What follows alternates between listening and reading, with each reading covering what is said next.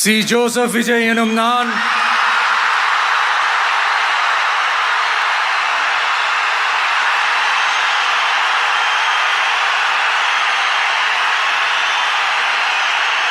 சட்டப்படி அமைக்கப்பெற்ற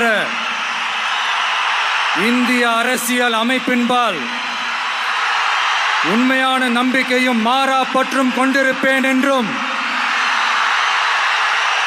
இந்திய நாட்டின் ஒப்பில்லாத முழு முதல் ஆட்சியையும் ஒருமையையும் நிலை நிறுத்துவேன் என்றும் தமிழ்நாட்டு அரசின் முதலமைச்சராக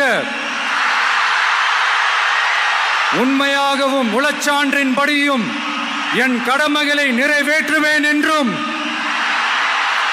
அரசியல் அமைப்பிற்கும் சட்டத்திற்கும் இணங்க அச்சமும் ஒருதலை சார்பும் இன்றி விருப்பு வெறுப்பை விலக்கி பலதரப்பட்ட மக்கள் அனைவருக்கும் நேர்மையானதை செய்வேன் என்றும் ஆண்டவன் மீது ஆணையிட்டு உறுதிமொழிகிறேன்.